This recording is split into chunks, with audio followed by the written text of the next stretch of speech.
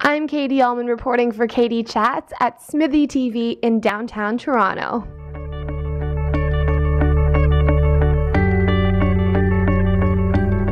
Hi, I'm Katie Uhlmann reporting for Katie Chats in downtown Toronto with writer-director Daniel Perlmutter. How does it feel to have reached your halfway goal in your film Big News from Grand Rock? It's great. It's been a thrilling response from everybody doing this, crowdfunding thing and on Indiegogo, and it's been an amazing response so far. And to see that we've just finished our first week and we've raised almost $25,000, which is pretty amazing.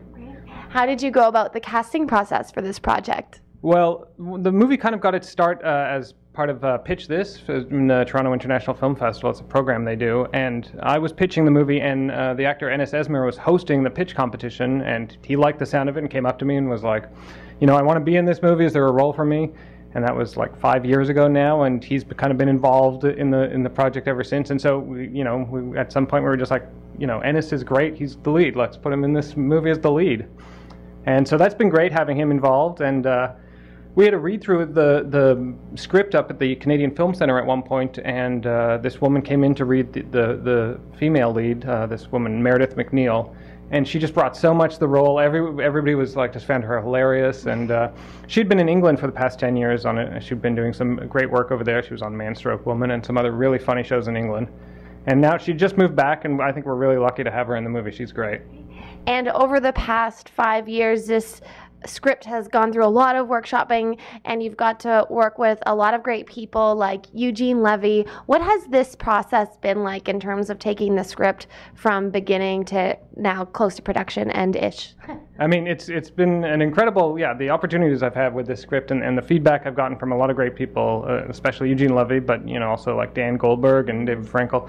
It's been amazing, and a lot of it was about like trying to find a kind of consistent tone. It started off a lot goofier, the movie, and a lot bigger and broader, and it's kind of become more grounded and more has more kind of a heart now almost, and is kind of really true to these characters. It's still a funny comedy, but it has this kind of more it's more balanced now somehow.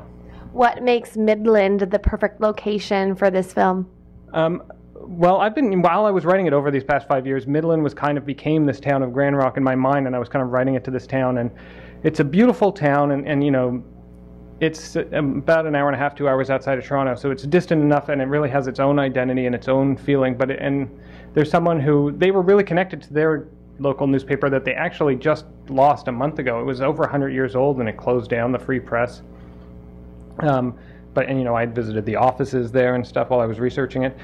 But I just always saw that this was the town, like this was perfect. It was like the people, the places, the locations, this was the town I was writing about. And as we've been developing the movie, we've gone up there to do location scouts, and everybody's been so open and so excited about us filming there. It's the first movie to shoot in Midland, so it's been great, and I'm really happy we've been able to go forward with Midland. And have there been any people of Midland in particular that really stand out for you in terms of their enthusiasm for the project? Well, we're working with, and we're actually holding auditions in Midland next week, so we're going to try and get as much local talent in as possible. But we've been talking to the Huronia Players, which is the local theater troupe there, and they're a really talented, amazing bunch of people who I'm really looking forward to working with and casting in the movie, so that's going to be great. And what's at the heart of the story? The story's about a newspaper editor who's trying to save his hometown paper. Like a lot of newspapers, it's facing tough times and is about to go out of business. And to kind of drum up support and interest in the paper, he starts making up stories. He actually makes the stories up based on movies he's renting from the local video store. And it's kind of like, it works for a while. People start getting excited about these stories, but he gets bigger and bigger with the stories he's printing until one of them attracts the attention of this woman from the big city, this reporter, who wants to follow up on one of ththese pieces. And then he kind of has to, jump through hoops to try and cover up all his lies before it all comes crashing down on him.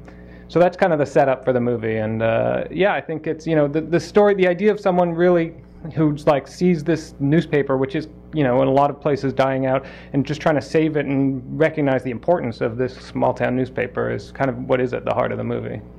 And what kind of goodies can we get for giving to the Indiegogo campaign? Well, there's all sorts of things. From the lowest level, you get your name in the credits, or you get a copy of the movie, up to being an extra in one of the scenes, or coming to the test screenings to help us kind of give us feedback early on and help us shape the movie, to coming out to the premiere and having dinner with me and the stars of the movie before the premiere of the film. So there's a lot of exciting opportunities.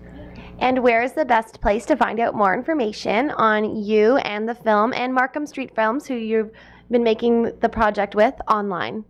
You can go to indiegogo.com and search for Big News from Grand Rock, or you can find us on Facebook, Big News from Grand Rock, or at Grand Rock News on Twitter. Or check out the Markham Street Films online. Great. Yeah. Thank you so much, Daniel. Congratulations and best of luck with the project. Thanks, Katie. Thanks so much. It's great to talk to you. Thank you.